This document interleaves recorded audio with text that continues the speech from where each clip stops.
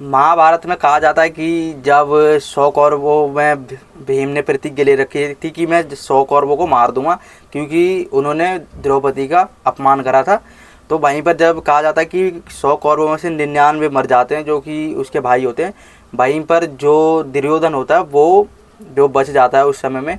तो भीम ने तो ये सोच रखा था कि मैं इसको भी मारूंगा, जो 100 बचा हुआ दुर्योधन बचा हुआ है, इसको भी मैं मार के रहूँगा, क्योंकि भीम ने प्रतिज्ञा ले रखी होती। अब वहीं पर जो गंधारी होती है, जो भीम की एक तरीके से बड़ी माँ थी, और वहीं पर जो दुर्योधन की माँ होती है वो परेशान हो जाती है कि ये तो प्रतिज्ञा ले रखी है और ये पूर्ण भी करेगा। तो अब जो गंधारी होती है वो परेशान हो जाती है कि अब मैं अपने पुत्र को दुर्योधन को बचाऊं कैसे। और वहीं पर दूसरी तरफ जो गंधारी होती है वो कहा जाता है कि शिव भगवान की बहुत बड़ी भक्त भी होती है, और शिव भगवान के कारण ही जो उसे 100 पुत्रों का वरदान मिला था वो उनकी भक्ति के कारण ही मिला था। कहा जाता है कि जो गंधारी होती है वो अपने पुत्र को बचाने के लिए भगवान शिव के पास जाती है, उनकी प्रार्थना करती है। तो जो भगवान शिव होते हैं वो उनको दर्शन देते हैं, और जो भगवान शिव से वो पहले तो नाराज़ होती है कि आपने मेरे पुत्रों को मतलब वरदान दिया था कि वरदान के रूप में मैंने आपसे पुत्रों को पाया, और आपने ही पुत्रों को मेरे एक एक करके छीन लिया।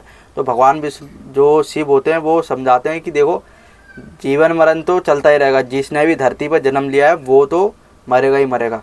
लेकिन जो गंधारी होती है वो दुर्योधन के लेकर बहुत चिंतित होती है कि मेरा एक पुत्र तो बचे, कम से कम इतने सारे भीम ने मार दिए, लेकिन कम से कम मेरा एक तो बचे, मेरा कोई वंश का तो बचे।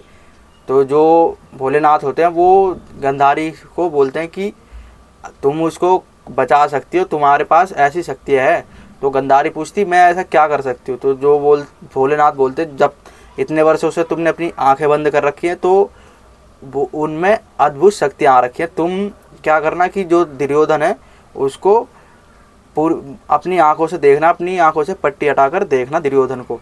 जो दुर्योधन होगा वो पूरी तरीके से कठोर, यानी कि इंद्र के वज्र की तरह ठोस हो जाएगा, उसको फिर कोई नहीं मार पाएगा। अब जो गंधारी होती है वो बहुत खुश हो जाता है कि चलो भगवान शिव ने कुछ तो सहायता करी कि मेरे पुत्र को बचाने का एक मार्ग तो बताया। तो वहाँ से जो गंधारी होती है वो अब चली जाती है वहाँ से भगवान शिव से ये वरदान मांग कर। तो जो कृष्ण जी होते हैं वो चिंतित हो जाते हैं कि आपने ये कर क्या दिया। आपको ही पता है कि दुर्योधन जब तक मरेगा नहीं धर्म की स्थापना नहीं हो सकती, क्योंकि जो श्री कृष्ण होते हैं वो धर्म के लिए ही आए हुए थे धरती पर। जो कि कलयुग भी आरंभ होना था, तो उससे पहले धर्म की स्थापना करना जरूरी था भगवान विष्णु को। तो वो अपने कृष्ण अवतार में आए हुए थे। अब वहाँ पर जो दुर्योधन था, पहले तो भगवान कृष्ण ने उसे समझाया था कि तुम युद्ध मत करो और धर्म की स्थापना होने दो। तो जो दुर्योधन होता वो अपने जो कर्म करता है उसकी वजह से वो युद्ध हुआ होता था। और महादेव जब ऐसा बोल देते हैं गंधारी को, तो जो भगवान श्री कृष्ण होते हैं वो परेशान हो जाते हैं कि यार ये हर बार कोई ना कोई ऐसा वरदान दे देते हैं किसी को भी, और बाद में मेरे को ही संभालना पड़ता। तो जो भोलेनाथ होते हैं वो कहते हैं मुझे पता है कि आप संभाल लोगे, आप तो कर ही लोगे। तो भगवान श्री कृष्ण होते हैं वो मुस्कुराते हुए बोलते हैं चलो ठीक है, अब आपने बोल दिया तो ऐसा ही सही। अब जो गंधारी होती है वो दुर्योधन के पास जाती है और दुर्योधन को बोलती है कि तुम नहाकर मेरे पास आना नग्न अवस्था में, तुम्हारे शरीर पर कोई वस्त्र नहीं होने चाहिए। तो पहले तो दुर्योधन सोचता है कि मैं अपनी माँ के सामने कैसे आ सकता हूँ, लेकिन जो गंधारी होती है वो कहती है कि नहीं, तुम्हें वैसे ही आना जैसे मैंने तुम्हें बोला है। तो दुर्योधन होता है जो वो नहाने के लिए चला जाता है और वहाँ से ही नग्न अवस्था में आ रहा होता है। जब दुर्योधन नहाकर आ रहा होता है अपनी माँ के पास, तो जो शकुनी मामा होते हैं वो उनके पास आते हैं। अब आप सभी को पता होगा कि दुर्योधन ने पूरे महाभारत में सबसे ज़्यादा अगर वो सुनता है किसी की तो वो उसके मामा शकुनी होते हैं। अब शकुनी जब वहाँ पर आते हैं तो शकुनी उसको देखकर चौंक जाते हैं कि ये कैसे मतलब घूम रहा है। तो शकुनी उससे पूछते कि तुम क्या कर रहे हो, ये नग्न अवस्था में कैसे घूम रहे हो। तो वो बताता है कि मेरी माँ ने मुझे बुलाया और इसी अवस्था में मेरे को बुलाया है, माँ कुछ करने वाली है। तो जो शकुनी होता है वो वहाँ पर कहता है कि कैसे पुत्र हो तुम, अपनी माँ के आगे ऐसे नग्न अवस्था में जाओगे। तो दुर्योधन सोच में पड़ जाता है कि हाँ यार बात तो ये सही कह रहा है मामा, कि मैं अपनी माँ के सामने ऐसे कैसे जा सकता हूँ नग्न अवस्था में।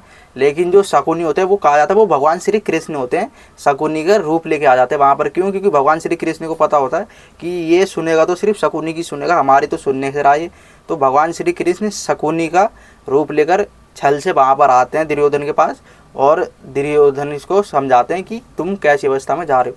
जब जो शकुनी के रूप में जो भगवान श्री कृष्ण होते हैं जब दुर्योधन को समझाते हैं तो दुर्योधन सोच में पड़ जाता है। वो क्या करता है, केले के पत्ते जो होते हैं वो अपने आगे लपेट लेता है। तो जब वो वहाँ पर जाता है तो गंधारी को ये पता नहीं होता कि ये कैसे आया हुआ है, क्योंकि गंधारी ने तो अपनी आँखों में पट्टी बांध रखी होती है। और जैसे ही गंधारी अपनी आँखें खोलती है तो दुर्योधन का पूरा शरीर वज्र का हो जाता है। क्यों? क्योंकि जो उसकी आँखों से शक्ति निकलती है तो उसके कारण वो वज्र का हो जाता है। और वहीं पर जब गंधारी देखती कि इसने केले के पत्ते लपेटे हुए हैं तो वो सोच में पड़ जाती कि तुमने ये करा क्या। तो दुर्योधन कहता है कि मैं कैसे आ सकता था तुम्हारे आगे नग्न अवस्था में। तो गंधारी कहती कि नहीं, तुम्हें ऐसे ही आना था। लेकिन वो कहता है कि नहीं, मामा श्री मुझे रास्ते में मिले, उन्होंने मेरे को बोला ये वो।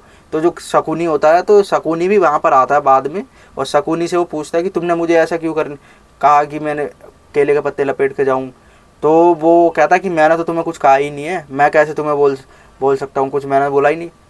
तो दुर्योधन सोच में पड़ जाता कि है वो तुम नहीं थे तो फिर वो कौन था। तो जो शकुनी होता है वो समझ जाता कि हाँ ज़रूर वो छलिया श्री कृष्ण ही होगा, क्योंकि वो कृष्ण को माया भी मानता था। वो छलिया बोलता था भगवान श्री कृष्ण, क्योंकि उसे पता था कि ये अपनी माया से कुछ भी कर सकता है।